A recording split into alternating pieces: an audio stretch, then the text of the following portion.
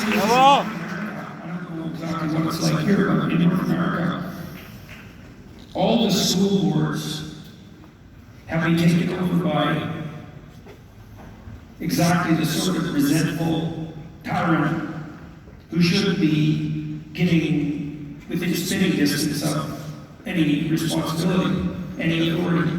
But everyone else is so preoccupied that they left the field wide open and abdicated their responsibility. So if you see your school system becoming corrupt and it's bothering you, well, then you've got a problem. And that might be your destiny to solve that problem. And if it isn't, then you might ask yourself, well, then why the hell does it bother you? Like, why does your conscience call you to do something about it if it's not your problem? And you might think, well, I don't know what to do about this. Fair enough. No. That doesn't mean you can learn to articulate your arguments, to work with your local school, to object to what's going on. I have no idea what manner you might take on that responsibility, but certainly right now if you have kids,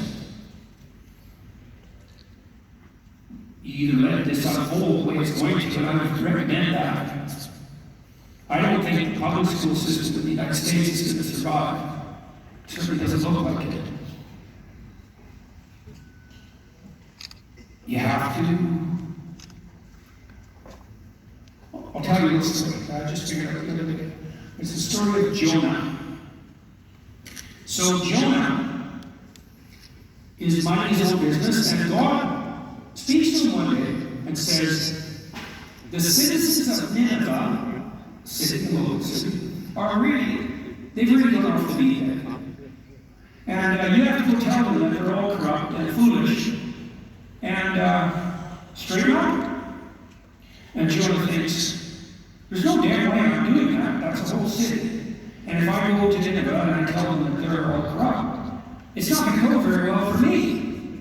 And so he decides to avoid the responsibility. And so what he does is takes a boat going in the opposite direction to get away from the call of God. And then when the storms start to rise, and the waves threaten the boat, and all of the sailors on board are terrified that it's going to capsize and everyone's going to drown. And they get this idea in their head that someone on the boat has annoyed God, and that's why the waves are rising. Oh, that's a metaphor. No, it doesn't take that much wisdom to figure out what it means. It's like, if you don't do the right thing, then storms will rise. And so the sailors go around the boat and they ask everybody, it's like, has God said something to you that you're ignoring? And everybody denies it, but Jonah admits that it was him. And so they throw him overboard.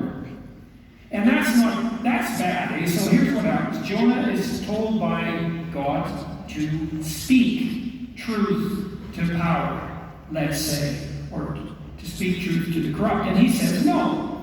And so then he ends up in the ocean, drowning. That's exactly what will happen to you if you have something to say and you don't say it. And you think, well, that's not very good. It's like, yeah, that's right, that's not very good. You think you're afraid to say something when you need to. You should be a lot more afraid of what will happen if you don't say something when you need to. And so, that's not enough. That's not enough, because God is pretty irritated, actually, that Jonah has decided to hold his tongue, even though he knows that he should say something. And so he sends a beast, a whale, just like the whale that swallows Geppetto, up to the surface, and it takes Jonah down to the depths. What does that mean? No problem. It means if you fail to speak when you have something to say, not only will the waves rise around you, not only will you end up drowning in the storm, the worst thing you could possibly imagine will take you in its gullet and take you to the bottom of the abyss. So, that's what you should be afraid of. That's a descent to hell. You think, well, what does that mean? It's like, well, think about East Germany from 1945 to 1989. That was hell. Why was it hell? Because no one in East Germany ever said anything they knew they just like they did throughout the whole Soviet Union, just like they do in every tyranny. So I don't have to speak. It's like, fair enough. Hold your tongue when your conscience is telling you to talk and end up in hell.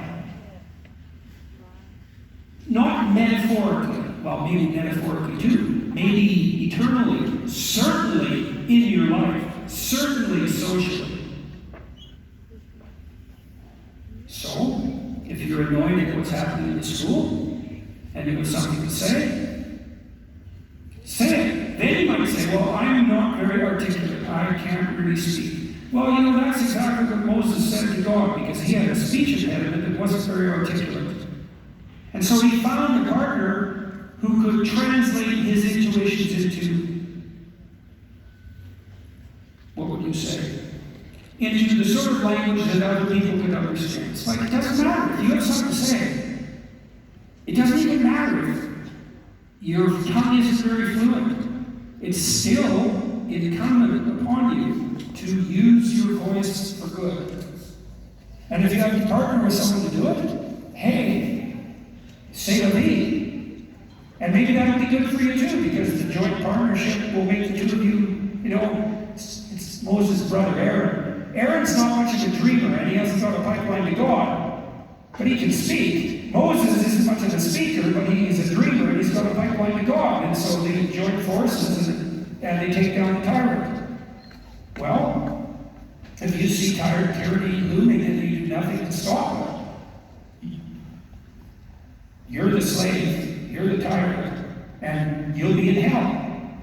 And that's a very bad idea, especially for the next hell, because it's going to make the ones we created before look like child's play. With all our technological power, we'll be able to do what the Nazis could barely imagine. So that seems like a very bad idea to me. So if you're afraid of what's happening in your schools, if that's bothering you, keep your tongue in order and do something about it, because if you don't, no one will. And then